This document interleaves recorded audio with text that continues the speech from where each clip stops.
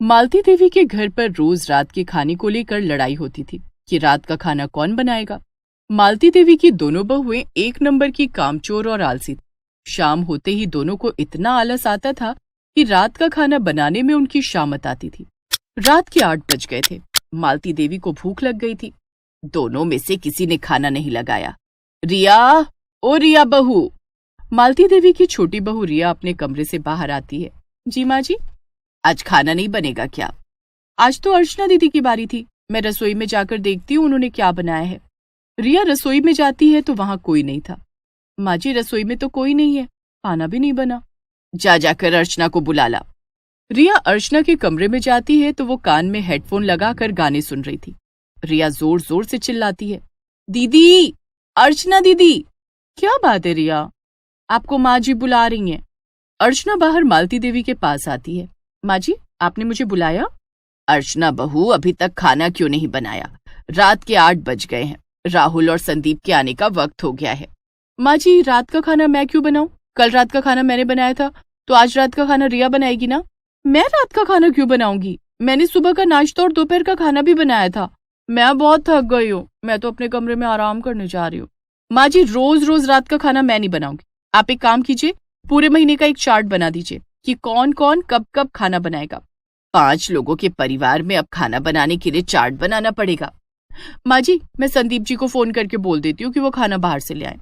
अर्चना अपने पति संदीप को फोन करती है। संदीप जी, आज आप सबके लिए बाहर से खाना पैक करा कर ले आइए। मैं खाना बाहर से ले तो आऊंगा, लेकिन लेट हो जाएगा। अभी मैं ऑफिस से निकला हूं, अब खाना पैक कराने होटल जाऊंगा तो मुझे घर आने में 10 बज जाएंगे।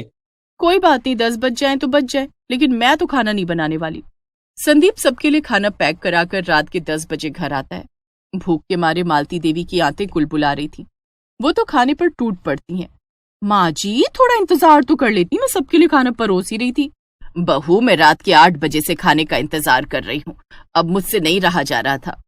बाकी लोग भी खाना खाकर सोने चले जाते हैं। दूसरे दिन अर्चना ने सुबह और दोपहर का खाना बनाया। शाम होने वाली थी। आज सुबह और दोपहर का खाना दीदी ने बनाया है। रात का खाना बनाने की जिम्मेदारी मुझ पर आ जाएगी। मैं अपना फेवरेट टीवी सीरियल नहीं छोड़ने वाली।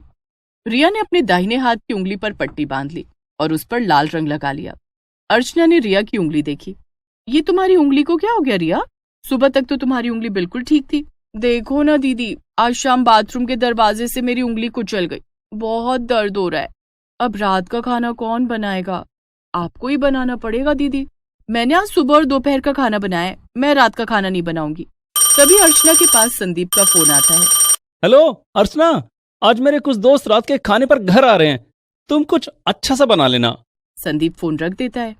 दोस्तों को भी आज ही आना था। अब अर्चना को सबके लिए अकेले ही पकवान बनाने पड़ते हैं। रिया रसोई में आकर कहती है, दीदी, आज तो आपने बड़ा अच्छा खाना बनाया, बड़ी अच्छी खुशबू आ रही है। रिया गाजर के हलवे की तरफ हाथ बढ़ाती है। अभी खाने को हाथ मत लगाना रिया, पहले सारे गेस्ट खा लेंगे, उसके बाद किसी को खाने को मिलेगा। ये क्या दीदी, जब मैं खाना बनाती हूँ तब तो मैं ऐसा नहीं करती। अर्चना गुस्से में वहां से चली जाती है। थोड़ी देर बाद जब संदीप अपने दोस्तों के साथ घर आता है तब, संदीप, आज आप रात के खाने का हिसाब कर ही दो कि कौन रात का खाना बनाएगा। मैं तो आज के बाद रात में रसोई में नहीं जाने वाली। हाँ, तो मैं भी रात में रसोई में नहीं जाने वाली। रिया, ये सब क्या है? घर में मेहमान आए हैं और तुम हो कि झगड़ा कर रही हो? राहुल रिया को चुप कराता है। अर्चना टेबल पर सबके लिए खाना लगाती है। वाह भाभी जी, क्या खाना बनाया आपने, मजा आ गया। हाँ, ऐसा लग रहा है जैसे किसी रेस्टोरेंट में बैठकर खाना खा रहे हैं। पनीर की सब्जी और मिलेगी भाभी जी। हाँ लीजिए ना भाई साहब। अर्चना सबको खाना खिलाती है। सारे मेहमान खाना खाकर चले जाते हैं। फिर घर की औरतें खाना खाने बैठती हैं। संदीप जी, आपने रात के खाने का क्या सोचा है? बेटा, रात का खाना बनाने के लिए काम वाली रख ले। मैं रोज रोज की किचकिच से तंग आ गई हूँ, कम से कम वक्त पर 2 रोटी तो मिलेगी। ठीक है माँ। संदीप रात का खाना बनाने के लिए काम वाली को बुलाता है। 5 लोगों के हिसाब से 1 महीने का 10,000 रुपया लगेगा। 10,000 रुपए? ये तो बहुत ज्यादा है। इससे कम नहीं होगा साहब, दाल सब्जी रोटी सब बनानी पड़ेगी। 5 लोग हो तो 20 रोटियां तो बनानी पड़ेंगी। रख लेते हैं भैया, महीने के 5,000 आप दे देना और 5,000 मैं दे दूंगा। ठीक है राहुल। काम वाली रख ली जाती है, लेकिन पहले ही दिन से उसने अपने रंग दिखाने शुरू कर दिए। वो 8 बजे रात पे काम पर आई। मंजू, तुझे 6 बजे आने के लिए कहा था, तू 2 घंटे लेट क्यों आई? मालकिन, मेरे बेटे की तबीयत खराब हो गई है, उसे लेकर डॉक्टर के पास गई थी, इसलिए लेट हो गई, कल से मैं टाइम पर आएगी। ऐसा कहकर वो रसोई में चली गई। 1 घंटे में उसने खाना बना लिया। जाते समय उसने मालती देवी से एडवांस रुपए मांगे। मालकिन, मुझे 5,000 रुपए एडवांस दे दो, बाकी के 5,000 आप महीने के अंत में दे देना। लेकिन आज तो तेरा पहला ही दिन है, मैंने बताया था कि मेरे बेटे की तबीयत बहुत खराब है, उसके इलाज के लिए पैसे मांग रही हूँ। मालती देवी अपने बड़े बेटे संदीप से पैसे मांगकर मंजू को दे देती है, लेकिन पैसे लेकर वो 3 दिन काम पर नहीं आती है। तीनों दिन खाना बनाने के लिए दोनों बहुओं में फिर से झगड़ा होने लगता है। मैंने कह दिया ना, मैं रात को रसोई में नहीं जाऊंगी, मैं भी रात को रसोई में नहीं जाऊंगी। आप दोनों शांत हो जाओ, मैं खाना बाहर से मंगा देता हूँ। राहुल, मेरे लिए पनीर चिली और नूडल्स मंगा देना, मेरे लिए कढ़ाई पनीर और नान मंगा देना। राहुल सबके लिए उनका मनपसंद खाना मंगाता है, लेकिन उसके काफी पैसे खर्च हो जाते हैं। आज तो बहुत पैसे लग गए, रात का खाना बहुत महंगा पड़ रहा है। काम वाली को 10,000 रुपए देने के बाद भी बाहर से खाना मंगाना पड़ रहा है। तुम दोनों चिंता मत करो, कल से रात का खाना मैं बनाऊंगी। 2 दिन तक रात को मालती देवी रसोई में जाकर सबके लिए खाना बनाती हैं। तीसरे दिन जब मंजू काम पर आती है, मंजू, तू 3 दिन क्यों नहीं आई? मालकिन, मेरे बेटे को अस्पताल में भर्ती करना पड़ा, मैं 3 दिन से अस्पताल में थी, तो काम पर कैसे आती? उस दिन मंजू ने खाना बनाया तो सबने राहत की सांस ली। थैंक गॉड कि मंजू काम पर आ गई। लेकिन मंजू कुछ दिन काम पर आने के बाद फिर गायब हो जाती है। उसके न आने पर रात को रसोई में कोई नहीं जाता, मालती देवी को ही रात का खाना बनाना पड़ता। इस तरह मंजू महीने के 15 दिन छुट्टियों पर ही रही और महीने के आखिर में आकर वो पूरे पैसे भी ले गए। ये सब कुछ देखकर संदीप, राहुल और मालती देवी ने कुछ डिसाइड किया। दूसरे दिन मंजू काम पर नहीं आई। माँ जी, आज मंजू क्यों नहीं आई? उसे मैंने काम से निकाल दिया है। माँ जी, आपने मंजू को काम से निकाल दिया तो रात का खाना कौन बनाएगा? उसी समय संदीप और राहुल ऑफिस से घर आ जाते हैं। अरे, आप दोनों इतनी जल्दी घर आ गए, अभी तो शाम के 6 बजे है। हाँ, अब से हम दोनों जल्दी ही घर आएंगे। इतना कहकर दोनों भाई रसोई में चले जाते हैं। संदीप सबके लिए चाय बनाने लगता है और राहुल सब्जी काट रहा होता है। चाय बनाने के बाद संदीप सबको चाय देता है। भैया, ये चाय आपने बनाई है? हाँ रिया। राहुल कहाँ है? वो रसोई में है। रिया और अर्चना दोनों रसोई में जाती हैं तो देखती हैं कि राहुल सब्जी बना रहा होता है। राहुल, ये आप क्या कर रहे हैं? सब्जी बना रहा हूँ। लेकिन सब्जी आप क्यों बना रहे हैं? तो कौन बनाएगा? मंजू को आप लोगों ने काम से क्यों हटा दिया? तभी संदीप वहां आ जाता है। मंजू महीने में 15 दिन काम पर आकर महीने के पूरे 10,000 रुपए ले गई। बाकी के 15 दिन हमने बाहर से खाना मंगाया, या फिर माँ ने खाना बनाया, या फिर माँ ने खाना मंगाया। हम इतने पैसे बर्बाद नहीं कर सकते और ना ही बुढ़ापे में माँ से काम करवा सकते हैं।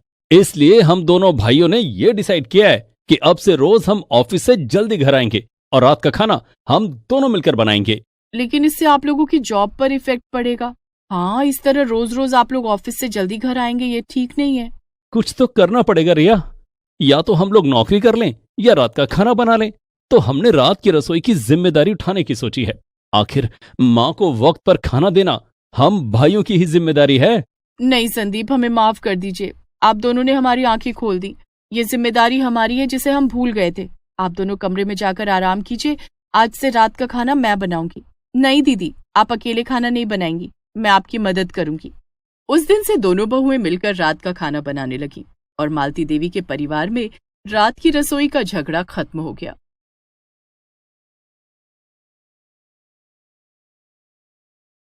माला की शादी की उम्र हो गई थी और उसके घर वालों ने उसके लिए रिश्ता ढूंढना शुरू कर दिया था।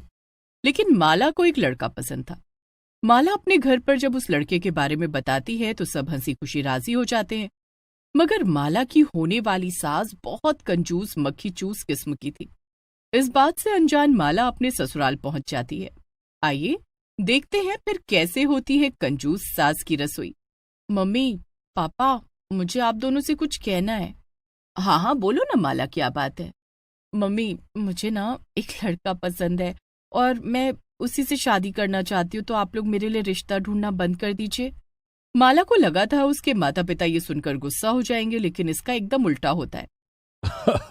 अरे माला बेटा, अगर ऐसी ही बात थी तो तुझे हमें पहले ही बता देना चाहिए था। हम लोगों को तेरी पसंद पर पूरा विश्वास है। वैसे उस लड़के का नाम क्या है? पापा, लड़के का नाम मोहन है। वो यहीं पास के एक मोहल्ले में रहता है और बैंक में नौकरी करता है। तो क्या आप लोग मेरे रिश्ते की बात करने उसके घर जाएंगे? जरूर बेटा, पहले हम उसके घर के बारे में थोड़ा पता करेंगे और फिर हम खुद वहां रिश्ते की बात करने जाएंगे। तू बिल्कुल चिंता मत कर। ये सुनकर माला बहुत खुश हो जाती है। उसे तो यकीन ही नहीं हो रहा था कि आखिर उसकी शादी मोहन से होने वाली थी। लेकिन कुछ दिन में जब माला के मम्मी पापा अपने जानने वाले लोगों से मोहन के घर के बारे में पता लगवाते हैं तो वो थोड़ा परेशान हो जाते हैं। मम्मी पापा, क्या हुआ? कोई बात है क्या? आप लोग इतने परेशान क्यों लग रहे हैं? बेटा माला, हमने मोहन के घर वालों के बारे में पता किया और हमें एक अजीब बात पता चली है। क्या? वो क्या मम्मी? हमने सुना है कि मोहन की माँ बहुत कंजूस है। उनकी कंजूसी के किस्से तो पूरे शहर में मशहूर हैं। भला तू वहां कैसे रह पाएगी बेटा? ये सुनकर माला निराश हो जाती है। देखो बेटा, हम तुम्हें मना नहीं कर रहे। शादी करने का फैसला तुम्हारा है। अगर तुम अभी भी यही चाहती हो कि हम वहां रिश्ते की बात लेकर जाएं, तो हम चले जाएंगे। लेकिन हमारे ख्याल से तो ये तुम्हारे लिए ठीक नहीं। पापा मम्मी, आप दोनों चिंता मत करिए। कंजूस होना कोई गलत बात थोड़ी है। मैं सब संभाल लूंगी।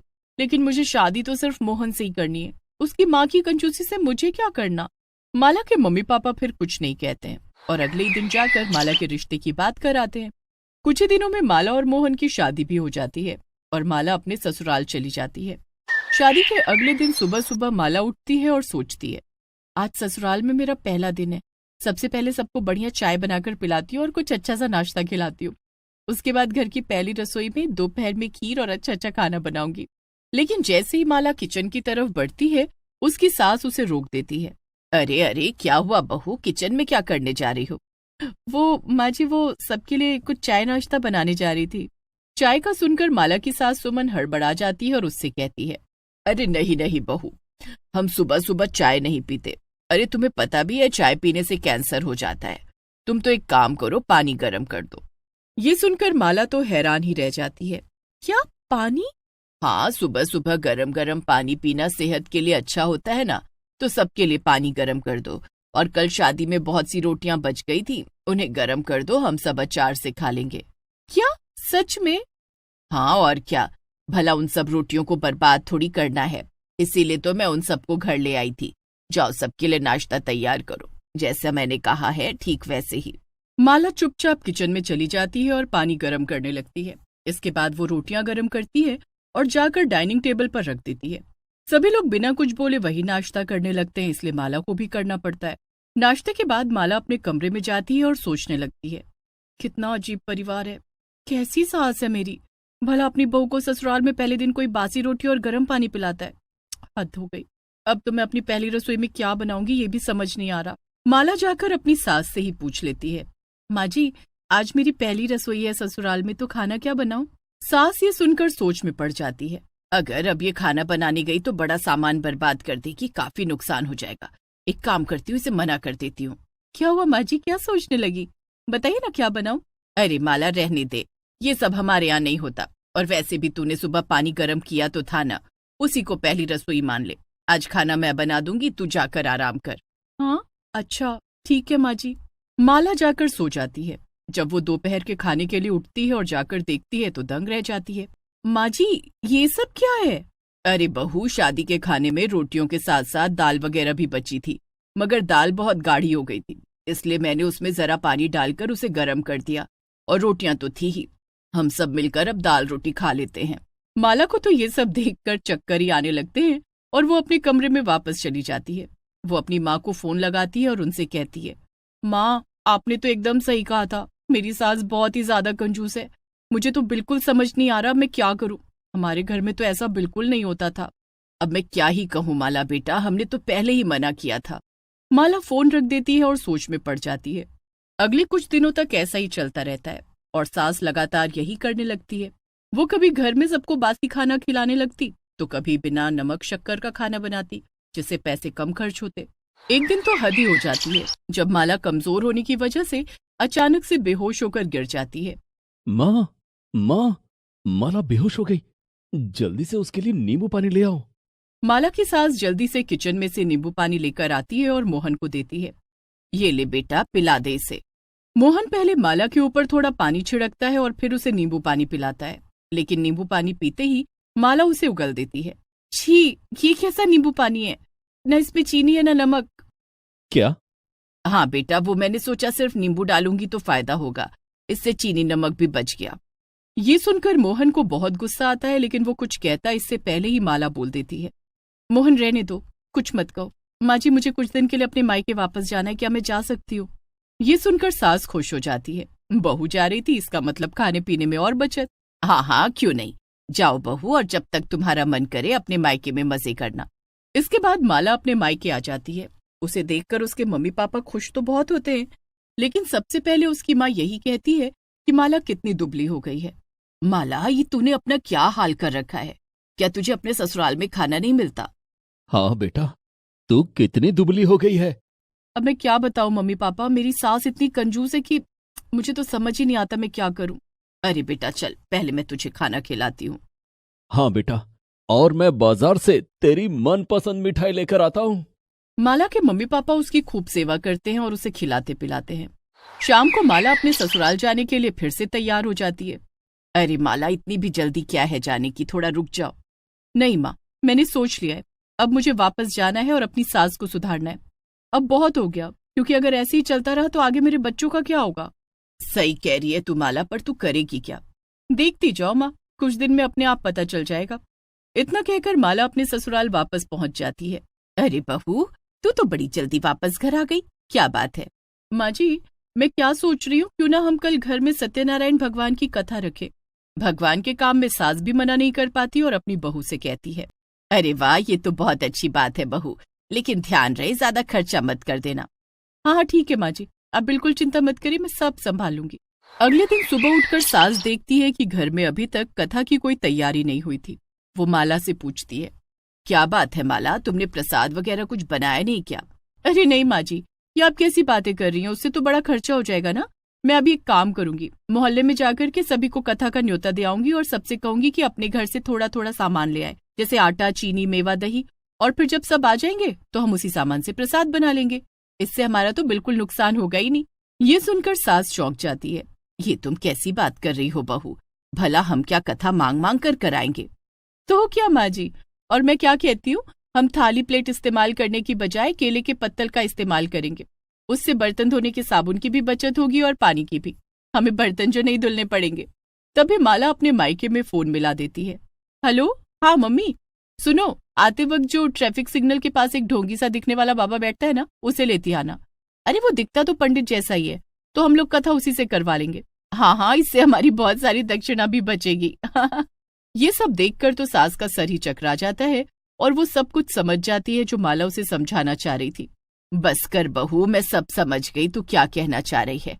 रुक जा, बस कर, आज से रसोई तू ही संभालना, मैं बिल्कुल भी कंजूसी नहीं करूंगी, और आज कथा भी तू ही करा अच्छे से, मैं कुछ नहीं बोलूंगी। ये हुई ना बात माँ जी। इसके बाद माला बड़े अच्छे से कथा करवाती है और अगले दिन से घर की रसोई वही संभाल लेती है। अब माला के ससुराल में भी रोज अच्छा अच्छा खाना बनता था और सब खुशी से रहते थे। धीरे धीरे माला की कंजूस सास को भी अकल आने लगी कि पहले वो कितना गलत करती थी।